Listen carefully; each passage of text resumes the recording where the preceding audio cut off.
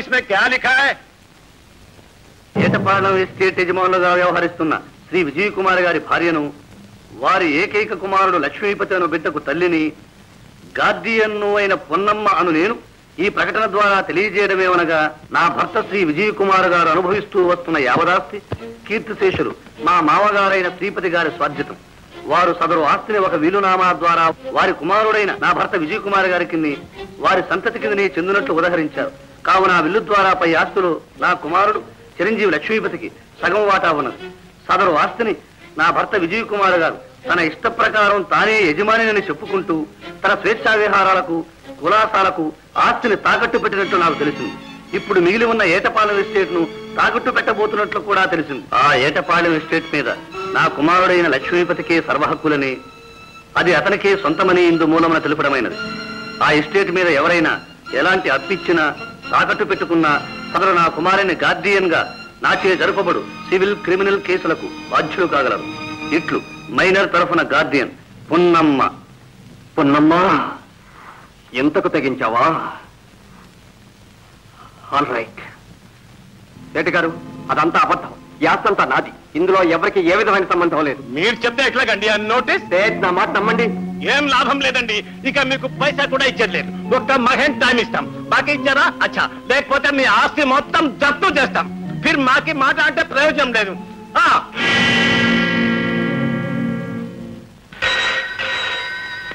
Hello, గొప్పను మాట్లాడుతున్నాను. 3 నెలల ముందు 50,000 చెక్ ఇచ్చారు. అది తిరిగి వచ్చింది. గుర్తుందా? ఎస్, గుర్తుందండి. అడిగినప్పుడల్లా ఇదిగో అదిగొడ్డు వచ్చాం. ఈ రోజు నీ భార్యకి నోటీస్ చూశారు. చూడండి గుప్తా గారు, అదంతా అబద్ధం అండి. నేను కోర్టుకి వెళ్తున్నాను. ఆ ఆస్తి అంతా నాదేనని రుజువు చేసుకుంటున్నాను. దయచేసి అప్పటిదాకా మీరు. Thank you very much. Hari, అది నన్ను నలుగురిలోనూ తలెత్తుకోకుండా చేసింది, అవమానం పాలు చేసింది. దాన్ని దెబ్బకి దెబ్బ తీయాలి. వెంటనే వెళ్లి లాయర్గా మాట్లాడు. కానీ బావుగారు, మనం లా ప్రకారం పోతే ఏవీ లాభం ఉండదేమోనని. ఆ పల్లెటూరు బయటకు తెలిసిన లా నాకు తెలియదు అనుకున్నావా? నువ్వు వెంటనే వెళ్లి లాయర్గా మాట్లాడు. వెళ్ళు. అలాగే.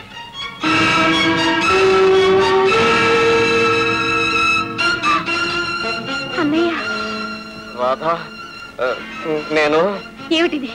ఇదా ఇన్నాళ్ళు మీరు చేస్తున్నది? ఏదో వ్యాపారం అని, వ్యవహారం అని నన్ను మోసం చేశారు. చెప్పండి, నిజం చెప్పండి. అన్నయ్య ఎందుకు ఈ గతి పెట్టాడు? రాధా, కాస్త మర్యాదగా మాట్లాడు. ఈయన ఈ ఇంటి అల్లుడు. ఈయన చెప్పిందే కరెక్ట్. మేము పెద్ద వ్యాపారం చేస్తున్నాం. వారం రోజుల్లో తెలుస్తుంది దాని సంగతి. వారం దాకా ఎందుకు? ఇప్పుడే నా కళ్ళతోటే తెలుస్తోంది. అన్నయ్య, నువ్వు నాశనం అవడమే కాకుండా ఆస్తంతా సర్వనాశనం చేశావు. ఎవరు చెప్పారు? వదిలిచిన నోటీసే చెప్తోంది. దాని పేరెత్తకు. అది నన్ను తాగుబోతం చేసింది. ఇప్పుడు నన్ను వికారం చేయాలని చూస్తోంది. దాని ఆటలు సాగనివ్వను. అలా జరగటానికి వీల్లేదు. ఇలా రండి. ఏమండి, ఇదంతా మీరే చేశారా? అవును, నేనే. నేను లేకపోతే ఈ పాటికి మీ అన్నయ్య వాచి ఉంగరాలు కూడా అమ్మేసి ఉండేవాడు. నేను వెంట ఉండి కంటికి రెప్పలా కాపాడుతూ వచ్చాను. ఇక లాభం లేదని తెలిసి మీ వదినకు మైనర్ దాబా ఇవ్వమని సలహా ఇచ్చింది కూడా నేనే. నిజమా? చాలా మంచి పని చేశారు. చాలు. విజయ్ స్పీకింగ్. పర్వాచారి స్పీకింగ్. ఫైల్స్ మొత్తం చూశాను. జయం మనదే, గ్యారంటీ. Very good. ఈ కేసు మనం గెలిస్తే మీకు ఎంత ఫీజు అయినా ఇస్తాను. అది తర్వాత సంగతి. ముందు వకాలత్ ఫైల్ చేయాలి కదా. 3,000 పంపు. 3,000? Okay, I'll send you. అన్నయ్య,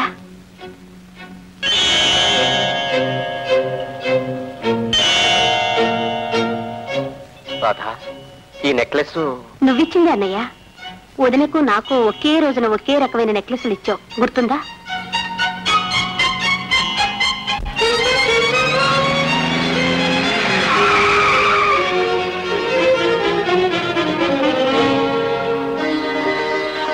వచ్చారు బాబు, రండి, లోపలికి రండి. అక్కర్లేదు. ఆ గాడిదకు నేను ఒక రోజు నెక్లెస్ ఇచ్చాను. దాన్ని తీసుకురండి. అలాగే తీసుకొస్తాను. మీరు లోపలికి రండి. ఇక్కడుండి మాట్లాడితే ఎవరైనా ఏమని అనుకుంటారు. నేను రాను. త్వరగా వెళ్ళి ఆ నెక్లెస్ తీసుకురండి. పండి. అలాగే.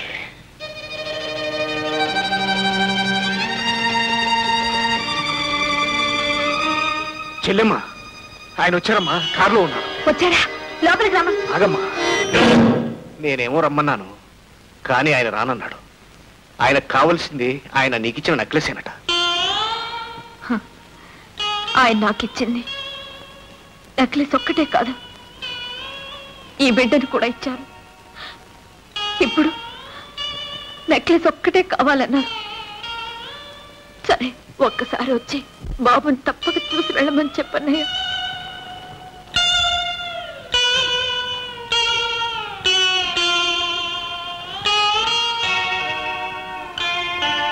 చిన్నబాబు తప్పక ఇస్తుందట. ఒక్కసారి లోపలికి వచ్చి బాబును చూడమంటుంది. ఎందుకు? బాబు పేరు చెప్పి నన్ను కోర్టుకు లాగింది. ఇప్పుడు వాడిని చూపించి నన్ను లొంగ తీసుకోవాలా?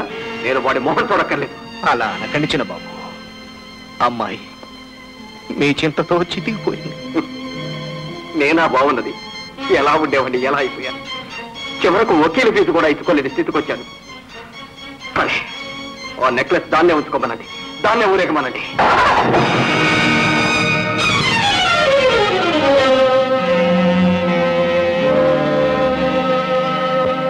మిస్టర్ విజయ్, ఎన్నిసార్లు చెప్పాలయ్యా? దో ఫీజు లేదే ఏమి జరగదు.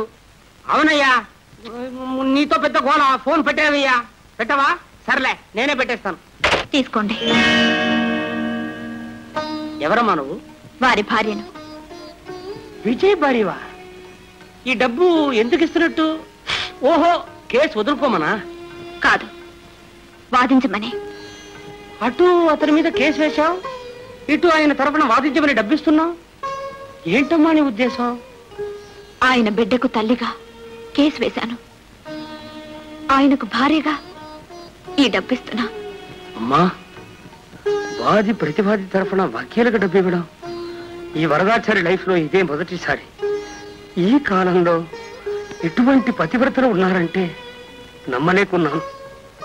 నన్ను క్షమించండి, ఈ కేసు నేను వాదించలేను. ఈ డబ్బు తీసుకెళ్ళమ్మా. అంత మాట అనకండి, మిమ్మల్ని బతిమాలుకుంటున్నాను. ఈ కేసు మీరు వాదించాలి, నిజం రుజువు కావాలి. దయచేసి కాదనకండి, వెళ్ళొస్తాను.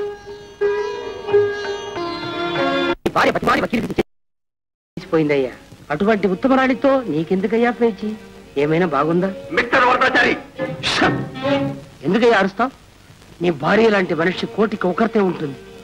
సంసారం అంటే ఇటువంటి చిన్న చిన్న పేచీలు వస్తూ ఉంటాయి. అదంతా సర్దుకుని పోవాలి కానీ అల్లరి చేసుకుంటే ఏంటయ్యా లాభం? మిస్టర్ విజయ్, ఇప్పుడు కూడా లేట్ ఏం లేదు. నువ్వు సరేనంటే నీ భార్యతో నేను మాట్లాడి. హలో హలో హలో హలో,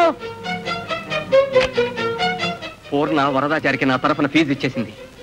అంటే ఆమె మనసు మార్చుకొని ఉంటుంది. ఏదో ఆవేశంలో అలా చేసింది. కానీ ఆ అనుబంధం ఎక్కడికి పోతుంది? బావగారు, ఏమైంది?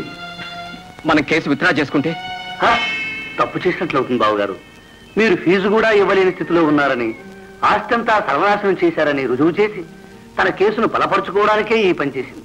yes darling, హరి చెప్పిందే కరెక్ట్.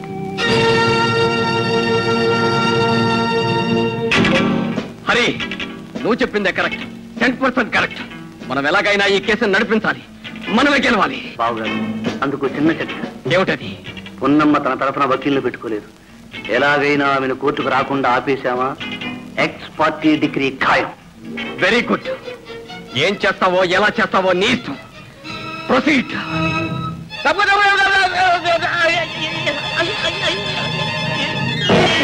నేమ్మా గిరి, నువ్వా? అవును, నేనే. ఏమి సరే గుడ్డిది, నీ కళ్ళేమని? ఆ గుడ్డిదైతే ఇంకా పని ఉండాలి, రోడ్డు మీదకి ఎందుకు? నీ దుర్బుద్ధి ఇంకా పోలేదు. నువ్వేం మనిషి వద్దున పోతావా?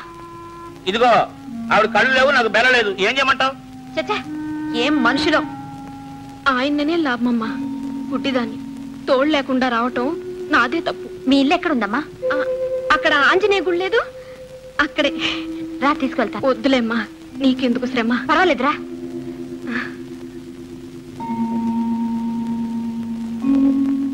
కూర్చో.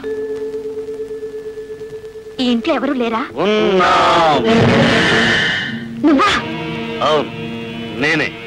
మరి ఈమె? గిరి భార్య మళ్ళీ. అవును,